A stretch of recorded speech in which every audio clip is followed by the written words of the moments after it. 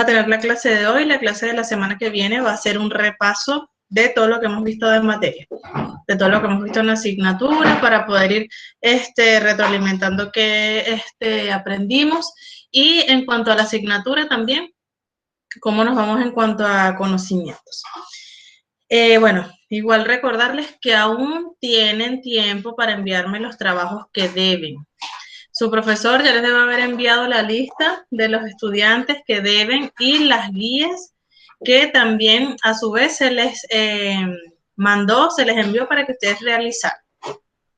En tal caso de que no tengan, de que no les hayan enviado nada, me pueden escribir igual a mi correo, que lo voy a colocar allí otra vez en el chat, para verificar si está bien, si están bien, si les falta algo, si las recibí, si acaso me las enviaron por la plataforma y aún no los he visto, para aclarar toda esa parte.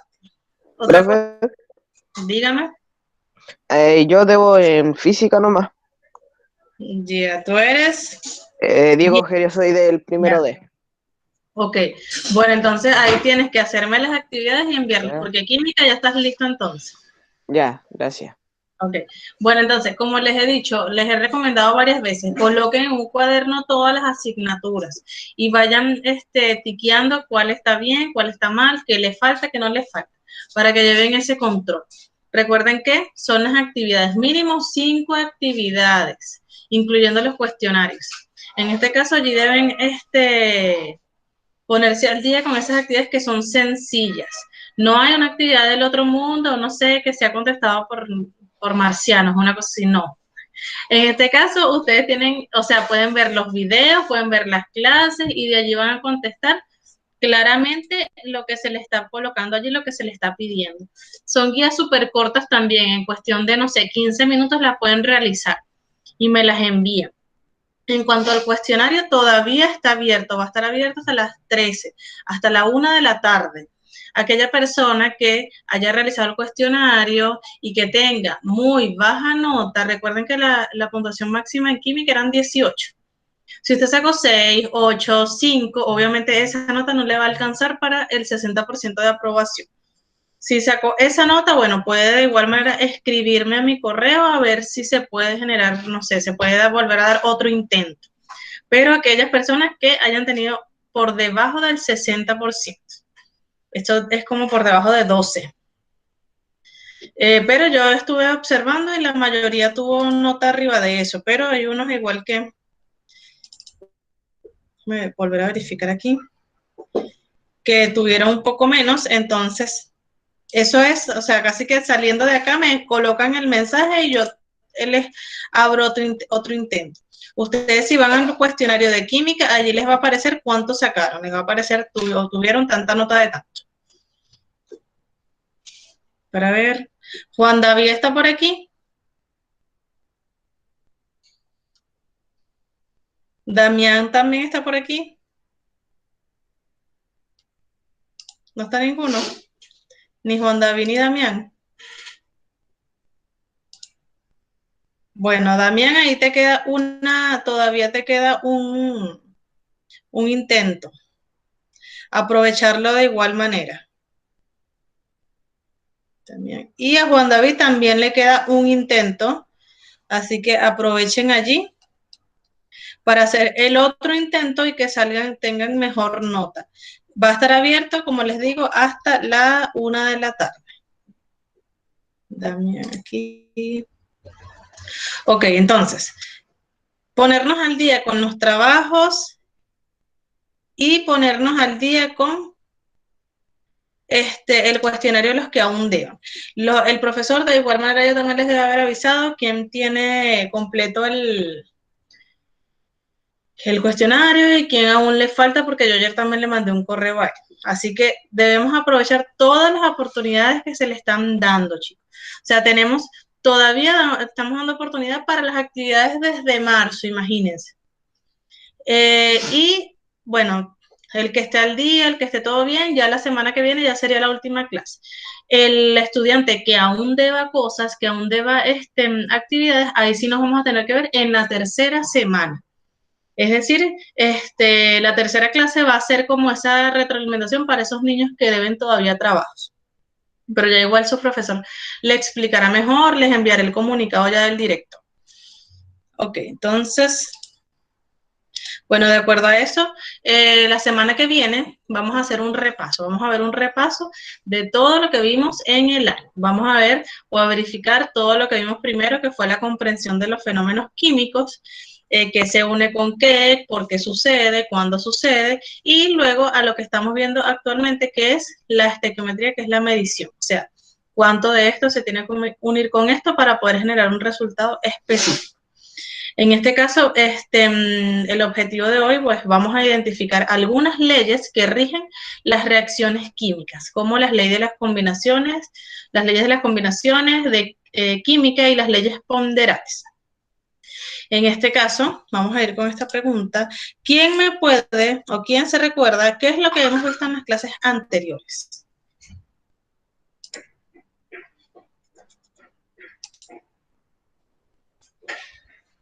¿Qué es lo que hemos visto en clases anteriores? ¿En qué unidad estamos trabajando? La estequiometría. Perfecto. ¿Qué es lo que hace la estequiometría?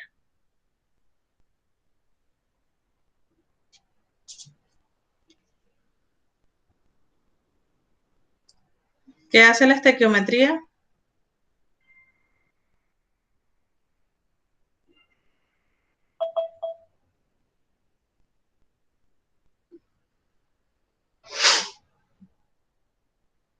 Calcula la cantidad específica para formar una sustancia. En este caso, ciertamente, como nos dice Damon, cuando hablamos de estequiometría, hablamos de medición. Hablamos de la cantidad de sustancia que debemos usar para generar un compuesto específico. Ya no es comprensión, ya no es interpretación como lo estábamos haciendo al principio, sino que ahora es cálculo, ahora es medición. ¿Qué otra cosa hicimos en las clases pasadas? O sea, ¿hicimos algunos cálculos o no?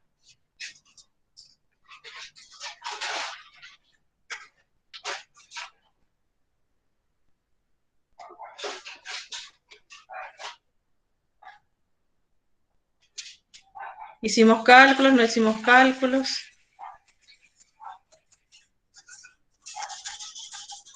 Sí hicimos cálculos. ¿Qué tipo de cálculos hicimos? ¿Eran cálculos sencillos, cálculos difíciles?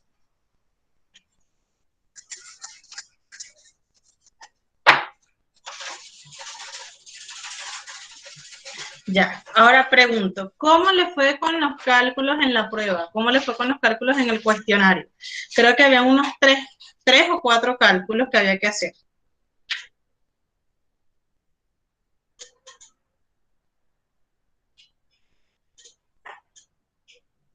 En ese caso, ustedes lo que tenían era que, como hacer la ecuación como tal o la operación. Se iban a la parte de, ¿cómo se llama? A la parte de la lámina, ver la fórmula, generalmente, o sea, yo coloqué allí solo lo que hemos visto en clase, no quise inventar como uno puede inventar en presencial, que uno puede colocar, no sé, como que despeja esto o haz otra cosa, no, lo que hice fue colocar tal cual lo que estaba en la clase. Gabriel dice remal. Para ver cómo entonces sacó Gabriel. Vamos a ver aquí. A ver si tuvo los dos intentos. Ah, no, pero no saliste mal, Gabriel. Ok, por lo menos tuviste la nota de aprobación. Ok, entonces, estos cálculos son cálculos sencillos, son operaciones básicas porque son cálculos básicos de reacciones básicas. En este caso ya, bueno, segundo medio ya sí vamos a ver un poco más a profundidad estos cálculos y estas mediciones de sustancias, de porcentajes de masa, de volumen. Ok, vamos entonces a pasar acá. Acá, chicos, los cálculos estequiométricos se rigen por leyes. O sea, ¿hay algo establecido o simplemente yo voy a mezclar cosas y ya?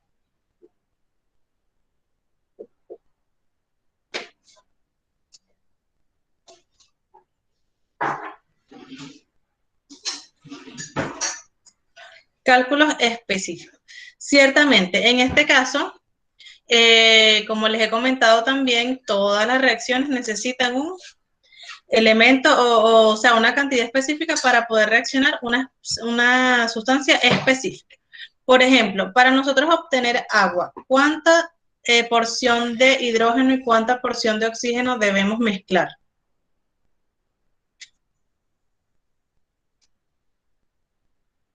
¿Cuántos átomos de oxígeno y cuántos de hidrógeno deberemos tener para obtener el agua?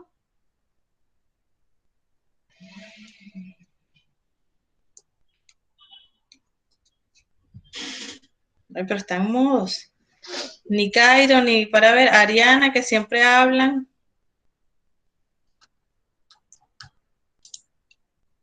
¿Cuál es la fórmula del agua? ¿Cuál es la fórmula química del agua? Ignacio, Isidora. Profe, H2O. De ahí apareció. H2O, exacto. Entonces, ¿qué me está indicando esta fórmula? Que yo tengo 2 átomos de hidrógeno y 1 de oxígeno. ¿Qué pasa si yo mezclo 2 de hidrógeno y 2 de oxígeno? ¿Obtendré la misma sustancia? No. No. ¿Por qué? Porque yo tengo una ley específica que me rige estos cálculos o estas sustancias. Por ejemplo, también, como les comento, si yo voy a hacer una torta y yo voy y tengo la receta para una torta de 1 kilo y ella me dice que me da, no sé, 500 gramos de harina. ¿Qué pasa si yo en vez de 500 gramos le coloco 3 kilos de harina? ¿Obtendré la misma mezcla? ¿Obtendré lo que quiero obtener?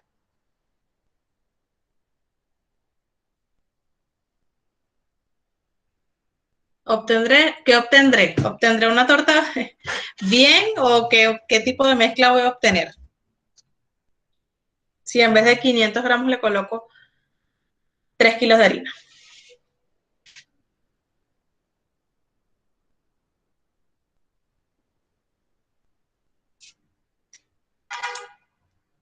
Ay, pero Krishna, Martina, Millaray, Nicolás. Sí, como me dice Damon, es mucha harina. Y si yo coloco tanta harina, yo no voy a obtener el resultado que yo quiero. Ya estoy obteniendo otro tipo de, no sé, mezcla loca allí.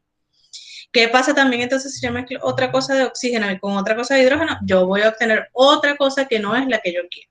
Entonces, por eso es que nosotros en los laboratorios tenemos instrumentos de medición, tenemos balanzas, tenemos pesas, tenemos tubos de ensayo, tenemos pipetas graduadas que son las que me indican la cantidad en cuanto al volumen. La pesa o la balanza me indica la cantidad en gramos para yo poder todos esos elementos químicos que yo voy a mezclar, yo debo medirlos y debo calcularlos para yo poder obtener una sustancia o un resultado específico. Si ustedes se dan cuenta, en la cocina también nosotros tenemos muchas cosas que tienen las mediciones. Por ejemplo, la licuadora tiene una medición. Generalmente también los hervidores tienen medición, algunas tazas también tienen medición. De hecho, venden tazas de medida, 1 taza, 2 tazas, también venden, no sé, para medir la parte del volumen. Y todo eso es porque esas mezclas como tal tienen que ser con mediciones específicas. ¿Ya? ¿Estamos claros hasta aquí, chicos? ¿Sí o no? Hasta aquí, claro, profe.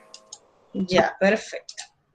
Entonces, ¿qué leyes rigen las reacciones químicas? Primero, yo voy en este caso vamos a hablar de las leyes de la combinación química.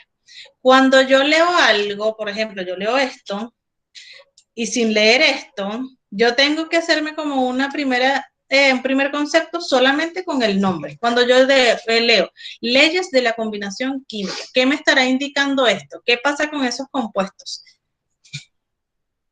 Es una ley, es decir, que entonces es algo establecido, algo que debemos hacer sí o sí. ¿Qué me indica la palabra combinación?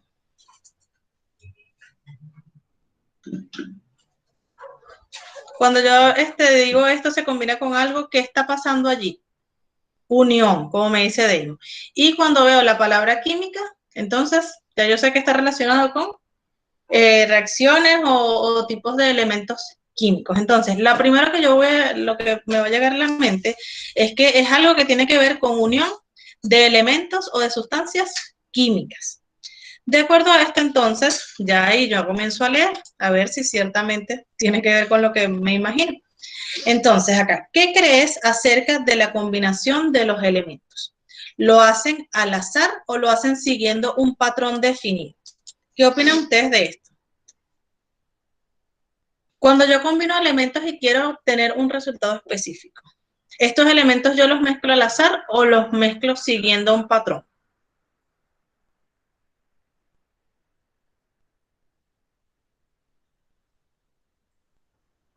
Siguiendo un patrón. Nos vamos a al mismo ejemplo del agua. Si yo quiero crear agua, me voy a su fórmula química y la fórmula química me indica cuántos elementos o cuántos átomos de esos elementos yo debo mezclar para obtener agua. ¿Qué pasa si yo mezclo al azar? Simplemente no voy a obtener elementos específicos. Entonces, estas leyes de la combinación química me indican que ciertamente se generan sustancias por la unión de elementos químicos. Si sabemos, tenemos todas las cantidades de elementos químicos que están en la tabla periódica. Son más de 100. Entonces, esta ley me aprueba o me indica que ciertamente hay generación de sustancias por la unión de un elemento con otro. Y en este caso, yo genero sustancias específicas con patrones específicos. Por ejemplo, agua, yo mezclo H2, 2 de H y 1 de oxígeno. De acuerdo a esto, la sal o cloruro de sodio que está disuelta en el agua del mar de todos los océanos, ¿es la misma o tendrá una composición distinta? ¿Será la misma sal la de todos los océanos o será distinta la del océano de acá con el, no sé, el Índico o cualquiera de esos? ¿Es la misma sal?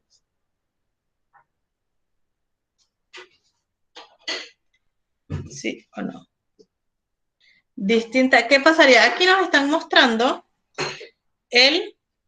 la fórmula química del cloruro de sodio o de la sal. ¿Cuánto de sodio tiene y cuánto de cloro? No tiene numeritos y se sobreentiende que tiene 1 y 1. ¿Qué pasa si yo, en vez de tener 1 y 1, tengo Na2Cl? ¿Será sal o será ya otra cosa?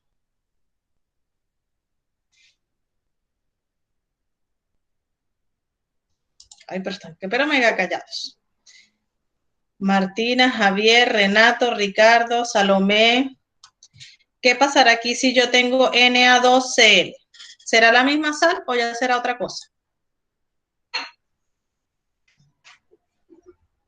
Bueno, aquí Damon me dice otra cosa, casi que estoy puro hablando con Damon, porque los demás están mudos. Ok, ciertamente como me dice Damon, es otra cosa. Si yo hablo de sal, aquí en China, en no sé dónde, toda va a tener la misma combinación, la misma estructura. Si en tal caso sería Na2Cl, ya no estoy hablando de sal, ya no estoy hablando de cloruro de sodio, ya estoy hablando de otro compuesto. Es por eso entonces que el agua de todos los mares es la misma, tiene la misma composición química. Es como que si yo dijera el azúcar, bueno, no sé, el azúcar de acá es distinta al azúcar de, no sé, de otro lado, de Europa.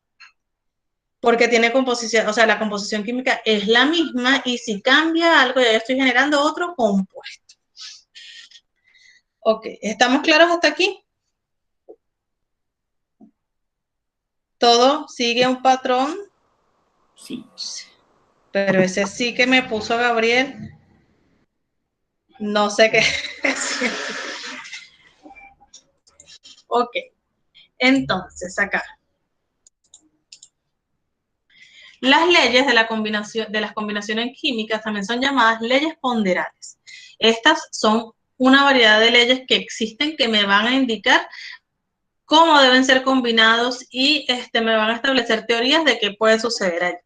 En este caso, aquí podemos conseguir la ley de la conservación de la masa, podemos conseguir las leyes de las proporciones definidas, las leyes de las proporciones múltiples, recíprocas y las leyes de volumen. Hoy vamos a ver estas tres. Proporciones definidas, la masa, conservación de la masa, proporciones definidas y proporciones múltiples. En este caso, todas estas leyes avalan la existencia del átomo como estructura básica de la materia. Los átomos tienen masa definida, que no cambian en una reacción química. Es lo que yo les estaba comentando en clases anteriores. Si yo mezclo, por ejemplo, 1 litro de agua y 20 gramos de azúcar, al mezclarse, ellos no van a perder su masa. O sea, yo los mezclo, van a formar una sustancia distinta, pero eso no quiere decir que va a aumentar o disminuir la masa inicial. Ellos siempre van a tener el mismo litro de agua y los mismos 20 gramos de azúcar, al igual que una torta. En una torta yo voy a mezclar varios ingredientes con cantidades específicas y al yo mezclarlo, obviamente yo no puedo ver cuál era el azúcar y cuál era la harina, pero que ello se haya transformado no quiere decir que su masa haya cambiado. Es decir, eso va a seguir siendo la harina específica, el azúcar específico. Y es allí donde nos vamos con esta ley. ¿Quién se recuerda de esta ley de la conservación de la masa?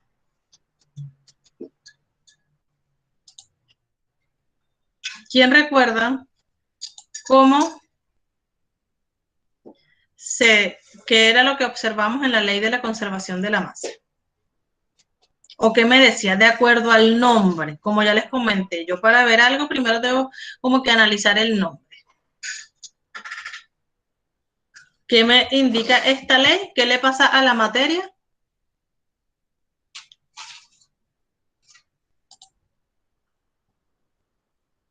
Ariana, Anabela, Angelina, Benjamín,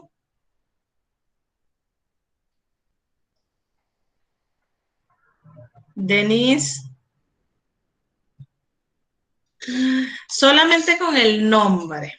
¿Qué le pasa? Bueno, aquí ya Damon me respondió que se mantiene, se conserva. Como les digo, ustedes simplemente al leer ya ustedes tienen que más o menos ya relacionar de acuerdo a lo que ustedes comprenden de esa palabra.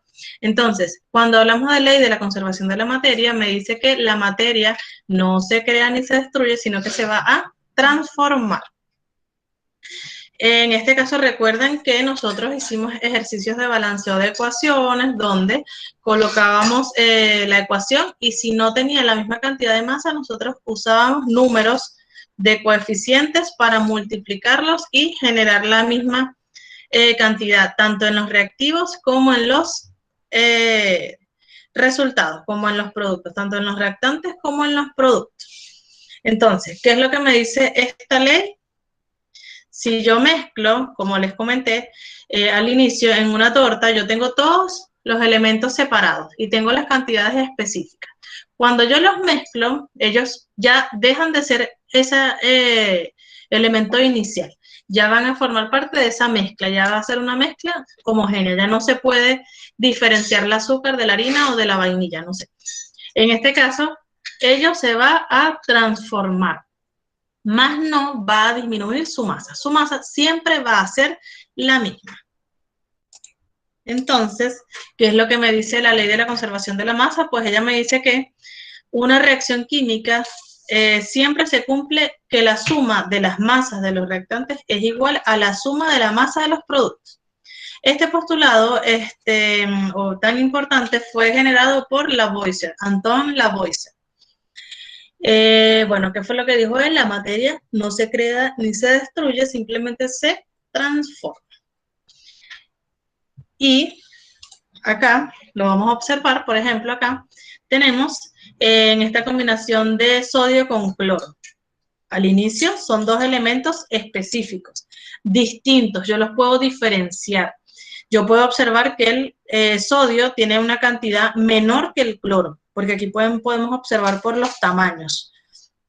¿Qué pasa? Se unieron, crearon cloruro de sodio, pero eso no interfirió en su masa, en su tamaño. Su masa va a ser específicamente la misma. Entonces, como me dice aquí, como hay el mismo número de átomos y su masa no varía, la masa de la sustancia inicial y la de la sustancia final siempre tiene que ser la misma. ¿Estamos claros hasta aquí, chicos? Con la ley de la conservación de la masa.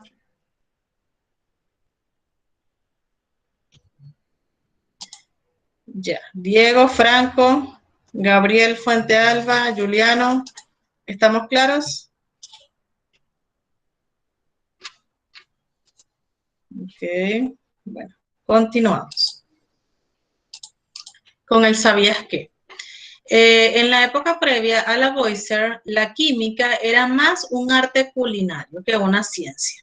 Y en realidad se elaboraban más recetas que fórmulas. Se confundían las sustancias puras con las sustancias mezcladas. Además, no se tenía claridad sobre cómo se combinaban las distintas sustancias. El gran giro que le dio Lavoisier al estudio de la materia fue la experimentación. Es decir, él observó, midió masa, formuló hipótesis, buscó evidencias y razonó sobre qué sucedía en estas reacciones químicas. Entonces, anteriormente ellos lo que hacían era, bueno, ir haciendo como al tanteo. Un poquito de esto, un poquito de aquello, un poquito de aquello, un poquito de esto, y bueno, generaban la receta y listo. ¿Qué hizo Lavoisier? Él, pues, hizo separado todos los procedimientos. Él dijo, bueno, ¿qué pasa si yo mezclo tanto de esto? ¿Qué pasa si yo mezclo tanto de esto? ¿Qué pasaría si yo mezclo específicamente una cantidad de esto otro? Luego formuló una hipótesis. ¿Qué puede estar sucediendo? ¿Qué pasaría si yo agrego esto, si yo agrego aquello? Luego buscó evidencias, o sea, es decir, generó ciertas combinaciones y luego razonó de qué era lo que sucedía con estas transformaciones químicas. Entonces, estos estudios de Lavoisier fueron muy importantes para muchísimos ámbitos, tanto para las partes químicas y estudios químicos, como también para la era o las partes de la vida diaria, como la cocina. Acá, el tiempo se va pero volando. Lavoisier, ciertas experiencias que realizó, ciertas experiencias que realizó para poder verificar esta teoría fue la de la combustión. Él fue calentando diversos metales y se dio cuenta de que ganaban masa al calcinarse si ellos se dejaban expuestos al aire. Pero que si él lo dejaba en envases cerrados, la masa no se transforma. ¿Qué fue lo que sucedió como tal? Pues obviamente la masa, si estaba expuesta, podía absorber ciertos elementos del exterior. Pero si estaba en un envase cerrado, esta masa iba a ser la misma que inició a la que terminó. Un perfecto ejemplo de esta ley lo constituye la combustión de los hidrocarburos, en la que puede verse al combustible arder y desaparecer. Pero en realidad ella no desaparece ni se elimina. Ella se está transformando en gases invisibles y en agua, que es lo que podemos observar ahí. Ahora, vamos a ver esta actividad rapidita que necesito que igual me vayan contestando. Ay, se me fue aquí. Por ejemplo, estamos aquí observando el proceso de quemar un papel. Este papel se transforma en cenizas y en humo y se libera energía en forma de calor y de luz. ¿Qué reacción química estará sucediendo en este proceso? ¿Cómo se llama ese proceso que libera energía en forma de calor y luz? Combustión. Combustión, perfecto. ¿Qué pasa con este papel? ¿Será la misma masa antes de quemarlo que después de quemarlo? ¿O varía? O sea, se mantiene, o sea, sigue siendo un papel, pero como que se va quemando, pues va desprendiendo cosas.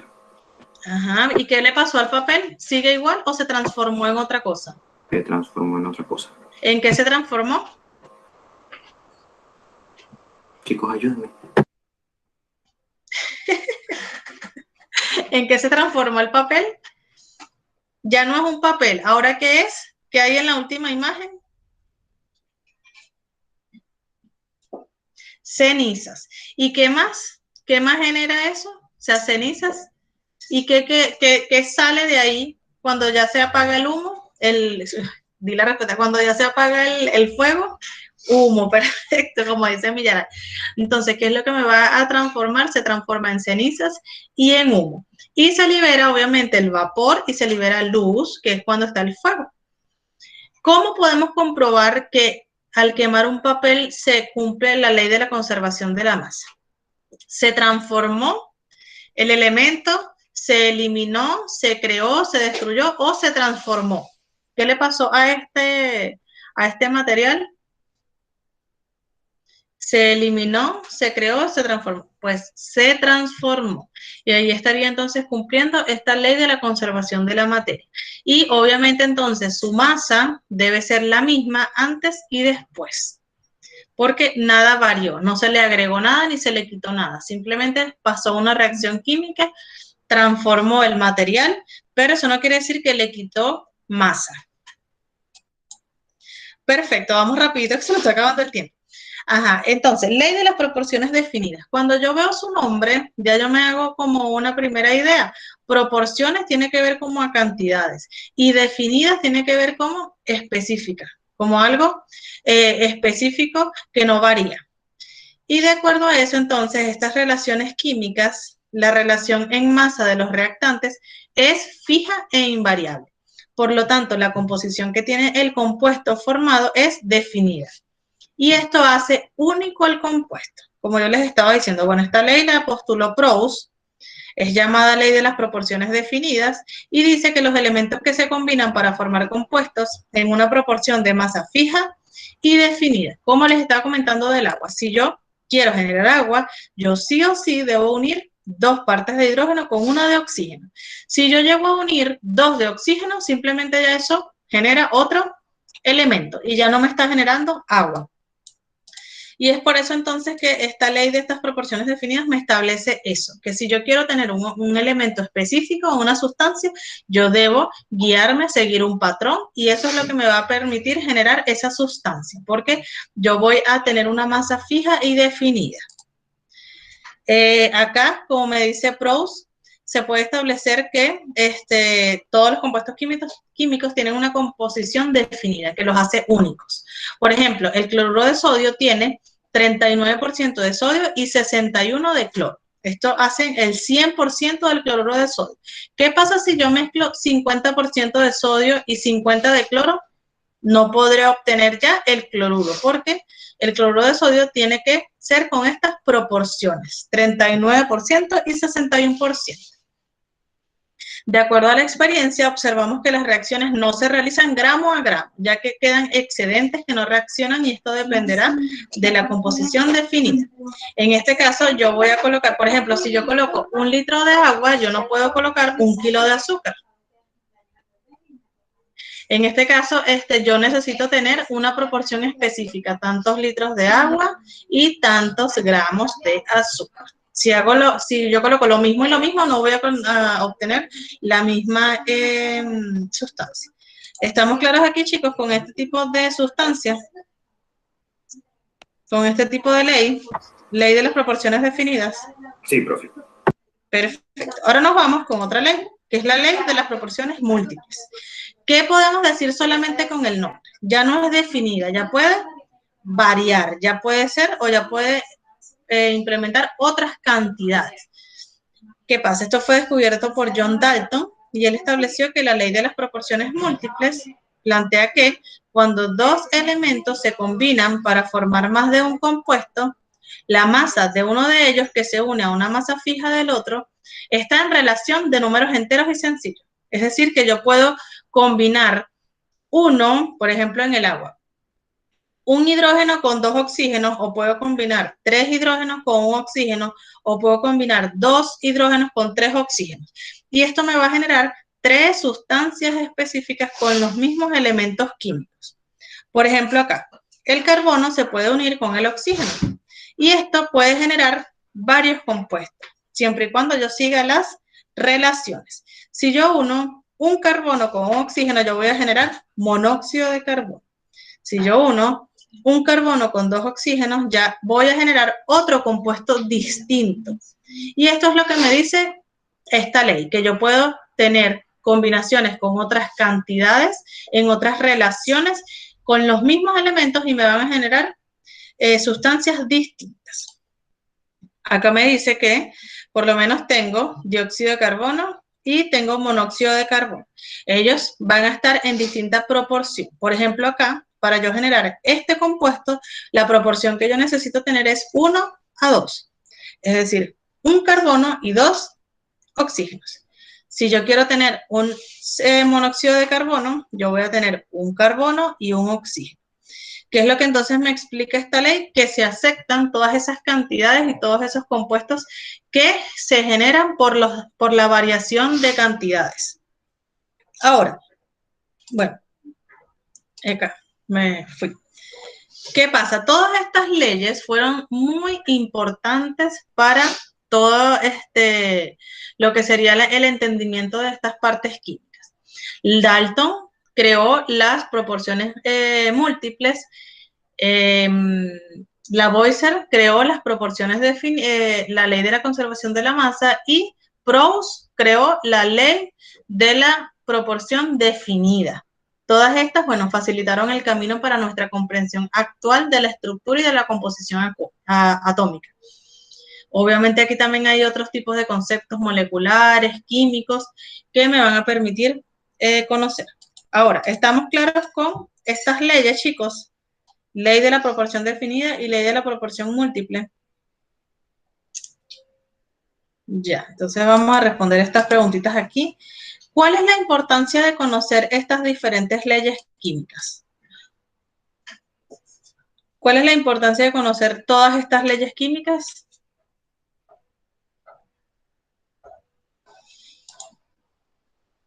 Darling, Denise, Angelina, Ariana, Cairo.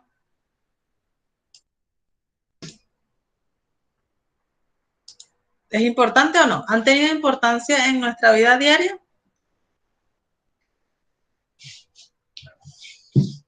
Sí. Ajá, pero ¿por qué? ¿Cuál es esa importancia?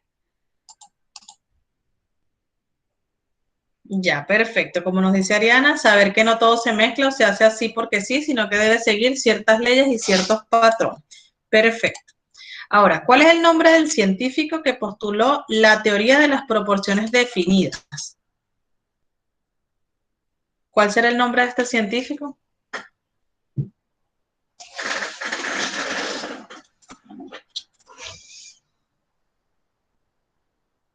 Lavoisier, Proust o Dalton. Creo que se llamaba Proust. Proust, perfecto. Este fue el científico que elaboró esa teoría. Y por último, ¿en qué consiste la ley de las proporciones múltiples? ¿Qué me dice esta ley? ¿Que todo va por un patrón específico o que puede variar y generar otras cosas?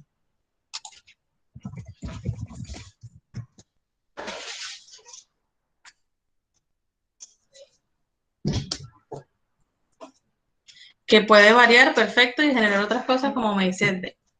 Así que chicos, ¿estamos claros entonces con la clase de hoy?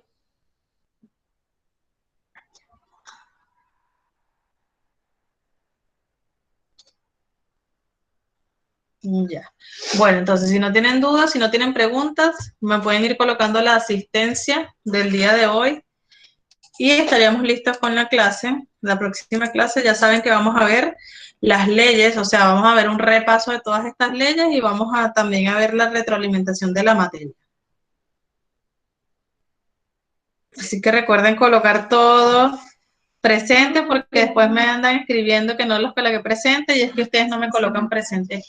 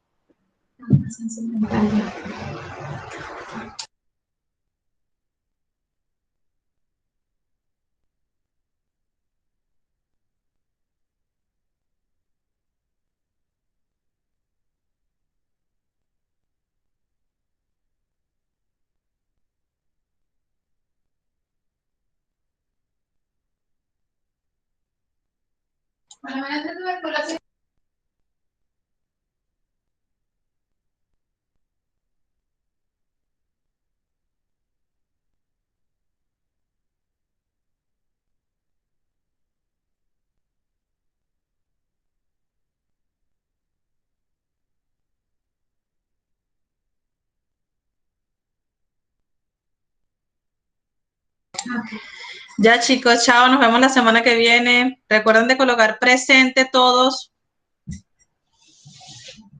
Chao, profe, que esté bien. Chao, nos vemos. Voy a detener aquí.